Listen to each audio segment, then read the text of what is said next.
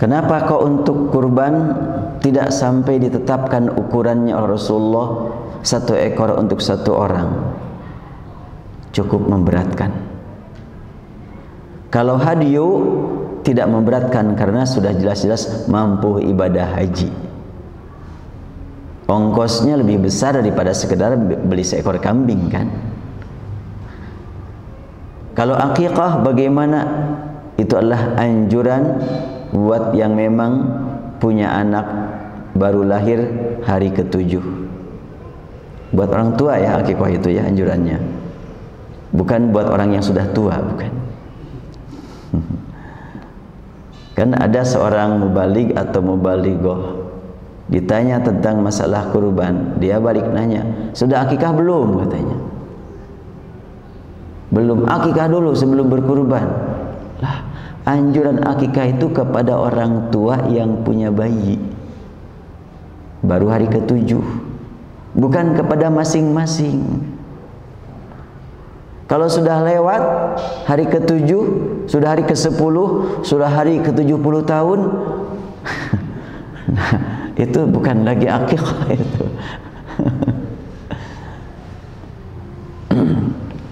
Kalau kurban ini anjuran buat semua orang, karena itu diperingan, itulah Islam ya.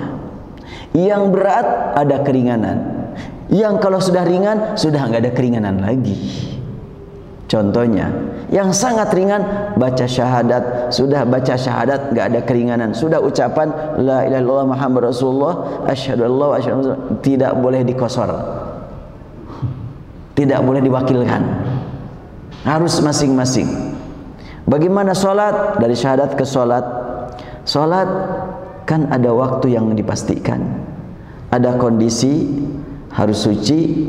Nah, bagaimana bila tidak mampu bersuci? Sudah sesuai kemampuan.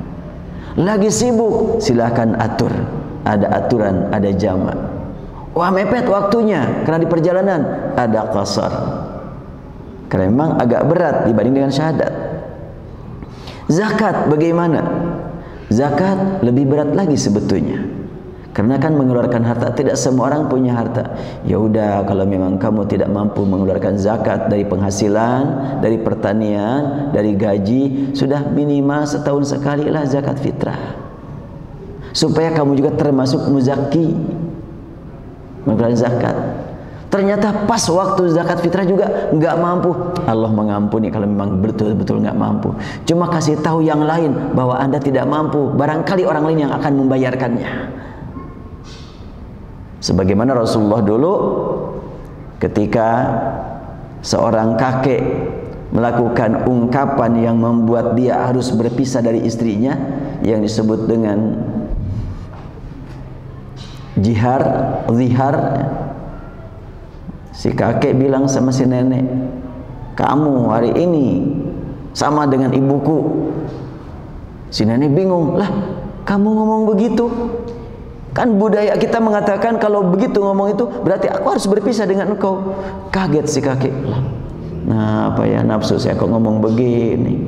Si ibu datang kepada Rasulullah, ya Rasulullah, suamiku berkata ini, gimana hukumnya? Ya udah, kamu berpisah. Ya Rasulullah, aku sih nggak masalah berpisah dengan dia. Dia berpisah dengan aku, dari mana dia bisa makan? Lah kenapa begitu?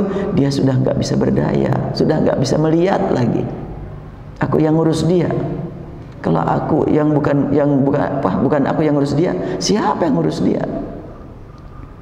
Si ibu nunggu terus jawaban Rasulullah. Rasulullah belum dapat jawaban, sampailah turun wahyu. Qad sami'a Allahu qawlan allati tujadiluka fi zawjiha wa tashtaki ila Allah wallahu yasma'u tahawurakuma.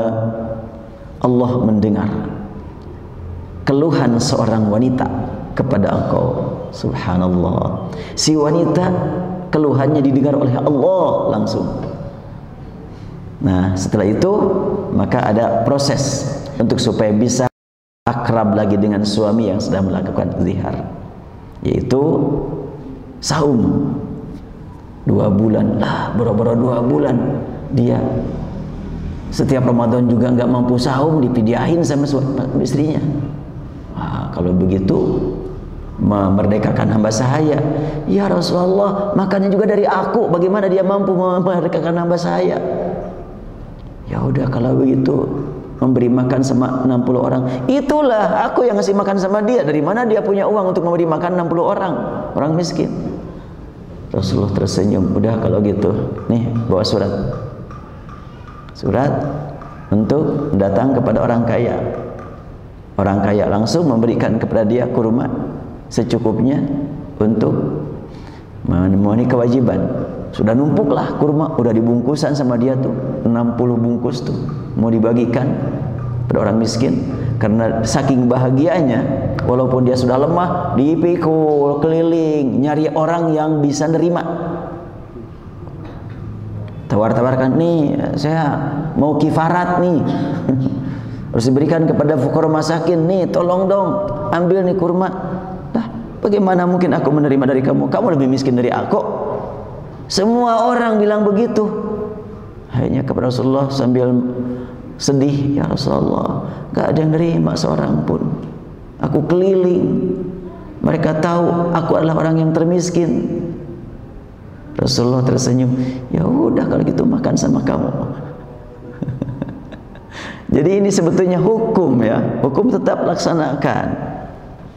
Urusan tercapai atau tidak tercapai, hikmatnya dari hukum tersebut itu bab lain, tapi laksanakan dulu hukum. Nah, zakat juga kan begitu. Apabila orang miskin, ada yang ngasih sama dia dana untuk zakat, silakan keluarkan zakatnya. Ya siapa yang menerima? Gak ada yang lebih miskin dari aku. Ya udah makan sama kamu. Ya tetap itu kewajiban zakat itu adalah merupakan proses untuk mencapai derajat muttaqin. Nah, harta umat Islam itu ada yang memang mencapai tingkatan fardu untuk dikeluarkannya, yaitu untuk melaksanakan ibadah haji, kan fardu ibadah haji. Ada yang mencapai tingkatan wajib, ada yang mencapai tingkatan sunnah muakkadah. Pemanfaatannya ada yang khusus untuk orang miskin, ada khusus untuk keluarga, ada juga umum untuk semua masyarakat. Termasuk masalah kurban, ini untuk semua masyarakat, tidak dipilih-pilih orang. Keutamaannya apa? Dalam hadis disebutkan, hadis dari Aisyah radhiyallahu anha, ini juga dari hadis riwayat Hakim. Ma tuqurriba ila Allah Ta'ala yauman nahri bi syai'in huwa ahabbu ila Allah Ta'ala min ihraqid dam. Tiada amal untuk taqarrub kepada Allah pada hari kurban yang lebih Allah cintai daripada mengalirkan darah binatang. Yang paling Allah cintai. Dan sesungguhnya binatang tersebut akan datang pada hari kiamat lengkap dengan tanduknya, bulunya, dan kukunya. Dan sesungguhnya darah tersebut mendapat kedudukan di hadapan Allah sebelum jatuh ke bumi. Karena itu mereka suka memeliharanya dengan baik. Rasul bersabda bahwa amal yang termulia, amal yang paling Allah cintai, yang dilakukan pada hari kurban, tiada lagi selain ihraqid dam, mengalirkan darah binatang kurban. Berarti ini kan sangat luar biasa. Jangan sampai ada orang mukmin mau meninggalkan diri, tidak ikut serta dalam berkurban. Iya, aku kan gak mampu beli seekor kambing. Nah, Rasulullah menegaskan, aku tidak nyuruh seekor kok buat seorang. Ini kan seakan sudah ada jawaban seperti itu tuh. Beda dengan yang memang kehidupan di masyarakat kita, yang hingga saat ini memang satu ekor satu orang saja. Padahal hadisnya tidak begitu.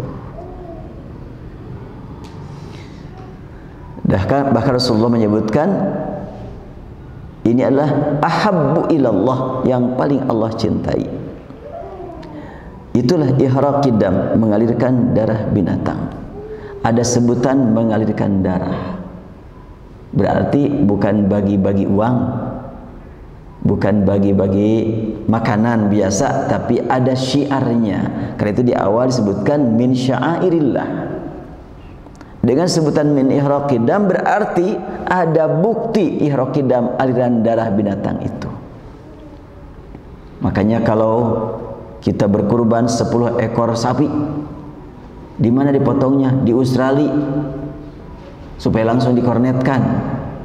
Sah enggak? Sah sih sah, tapi tidak mencapai sasaran yang tadi. Syiar Islamnya kurang. Karena ini ada makna sosialisasi ajaran Allah yang sangat bermakna dan dirasakan oleh masyarakat. Bukan cuma sekedar ini ta'abudi, ini ibadah kepada Allah, bukan sekedar itu, tetapi juga kita ta'awun, tolong menolong antara sesama. Bahkan di beberapa daerah, di kampung-kampung masih banyak masyarakat yang menanti datangnya hari raya Idul Adha. Buat apa? Ingin enak makan daging. Masih banyak itu yang menunggu hari Idul Adha biar bisa makan daging. Kenapa? Emang di waktu-waktu yang lain gak ada daging? Ya, mereka punya ayam gak pernah dipotong itu. Paling telurnya dijual buat beli ikan asin. Makan dengan telur itu mewah itu. Kata orang kampung, ketika ada orang yang makan dengan telur, jeung enog euy. Hebat itu makan dengan telur itu. Di kota jeung enog. Sama sih. Sama-sama nyebut dengan telur, tapi yang satu dengan telur itu bangganya, yang satu dengan telur itu adalah merasa gak ada apa-apa, itu cuma dengan telur. Ya. Kemudian disebutkan dalam hadis ini, nanti binatang tersebut akan datang pada hari kiamat lengkap dengan tanduk-tanduknya. Apabila kita berkurban seekor kambing dan kita tidak biasa memotong, udahlah kepalanya dijadikan sebagai upah buat yang motong. Kira-kira nanti di hari kiamat ada tanduknya enggak? Kan kepalanya dijadikan pembayaran buat yang motong. Jadi makna hadis nanti pada hari kiamat datang dengan tanduk-tanduknya. Kalau begitu maka jangan sampai satu bagian pun dari kurban itu dipakai upah atau dijual oleh yang berkurban. Tapi kalau yang lain yang menjual, ya urusan orang lain, tidak ada hubungannya. Cuma yang berkurban tidak menjual atau tidak menjadikan sebahagian anggotanya sebagai upah. Betul-betul semuanya dikurbankan. Ini yang saya pahami. Mungkin ada yang membantah, ya sah-sah saja. Cuma yang saya pahami seperti itulah.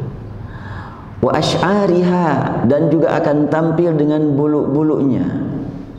Nah, apabila kita berkurban dengan seekor domba, kulitnya dipakai membayar si pemotong, nanti tampil pada hari kiamat gimana tuh ya? Jangankan bulunya, kulitnya aja nggak ada tuh, dipakai mayar lagi. Wa azlafiha, dan kuku-kukunya. Bila dipakai pembayaran yang memotong itu satu paha gitu ya, ya kukunya kemana tuh? Kenapa kok disebut sampai rinci dalam hadis? Darah, tanduk, bulu, kuku, semuanya ini nggak pernah mendapatkan perhatian. Saya minta tanduknya, nggak pernah kedengaran tuh. Saya minta bulunya, enggak juga, apalagi minta kukunya. Tapi Rasulullah menyebut hal-hal yang tidak biasa diperhatikan, itu memberikan makna bahwa yang tidak mendapatkan perhatian pun akan menjadi saksi nanti di akhirat bagaimana yang memang jelas-jelas bermakna, bermanfaat, dimakan enak oleh sekian banyak masyarakat. Itulah makanya lakum fiha khair, min sya'airillah lakum fiha khair. Bahwa binatang yang digunakan untuk ibadah ini syiar Allah. Ya, kalau syiar Allah mestinya sampai kepada masyarakat luas dagingnya itu. Wah, saya cuma sedikit, cuma 1 ekor, makanya kalau mampu jangan 1 ekor. Ya cuma 1 ekor ditampung di salah satu panitia sehingga terlihat syiarnya. Makanya sangat baik kalau sekiranya Yang motong terus, yang sudah dipotong yang pertama udah segera dimasak sebagian. Setelahnya capek motong-motong, sudah bungkus-bungkus, langsung makan bersama masyarakat luas. Syiar itu. Tapi ada yang melarang, jangan dikasihkan matangnya, harus mentahnya. Perintahnya dari mana itu? Ada enggak? Kalimat Al-Quran tadi bahkan sampai tidak menyebut daging, langsung makanlah tuh kan. Apabila unta itu sudah jatuh tersungkur, makanlah oleh kamu. Wah, langsung makan tuh. Makan dan bagikan sama yang lain. Berarti kan rame-rame makan di situ. Fakulu minha. Perintah kepada orang banyak nih fakulu itu.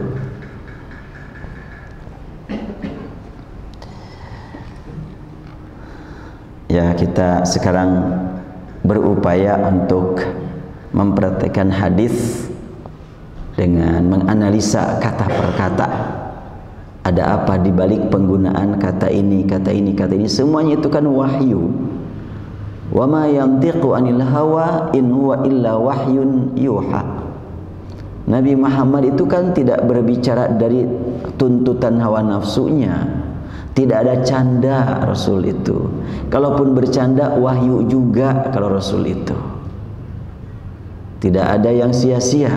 Berarti ada kata-kata di sini, nyebut tanduk, nyebut bulu, nyebut kuku, nyebut darah. Sehingga tidak disebutkan dalam hadis ini dagingnya, tapi malah yang tidak mendapatkan perhatian justru itulah yang disebut. Memberi makna betapa penting untuk kita perhatikan binatang yang akan dikorbankan itu dari berbagai segi. Artinya lengkap, mulus binatang yang mesti kita kurbankan itu. Bahkan ada penekanan. Tadi kan di awal ihraqidam, mengalirkan darah binatang. Emang kenapa darah kok sampai disebut lebih dulu lagi? Setelahnya nyebut darah baru tanduk, baru bulu dan kuku. Kalau tanduk, bulu dan kuku berurut ya dari atas ya. Tanduk, bulu, kuku yang paling bawah itu. Tapi kalau darah ini apa? Rasul menegaskan, wa inna dam la yaqa'u min Allah ta'ala bimakanin qabla an yaqa'a al-ardi. Darah yang mengalir itu jatuh ke tanah sebelum menyentuh tanah, sudah duluan mendapatkan kedudukan di hadapan Allah sebagai darah binatang yang dikurbankan. Sangat luar biasa ini kedudukan binatang yang dikurbankan itu. Makanya para peneliti, para ahli menyebutkan bahwa daging dari binatang yang dikurbankan dengan daging yang dipotong biasa-biasa beda dagingnya itu. Pernah lagi diadakan penelitian perbandingan antara binatang yang dipotong di awal dengan takbir dan basmalah dengan binatang yang dipotong dibius dulu biar tenang. Ternyata yang dibius binatang itu lalu dipotong, maka darahnya itu tidak mengalir lancar, sehingga dagingnya pun kurang sehat. Sementara binatang yang dipotong di awal dengan takbir dan basmalah, binatang sudah pasrah karena mendengar ungkapan takbir dan basmalah, binatang pasrah. Sehingga pas dipotong, darah mengalir dengan lancar. Kesehatan dagingnya di atas daging yang biasa. Tapi saya tidak ikut meneliti sehingga ahli nggak tahu deh. Kata para ahli lah gitu. Ini sampai seperti itulah. Makanya ajaran al-Islam itu sangat bermakna buat logika, buat perasaan, dan buat komunikasi spiritual. Semuanya dibimbing oleh al-Islam. Nah, hubungan tadi menyebut darah. Darah menempati posisi yang sangat mulia di hadapan Allah yang mengalir dari binatang sebelum jatuh menyentuh tanah. Karena itu fayaltibu biha nafsa. Para pendahulu kita suka memperlakukan binatang yang akan dikorbankan itu dengan sebaik mungkin. Karena ini adalah makhluk langka, makhluk istimewa nih.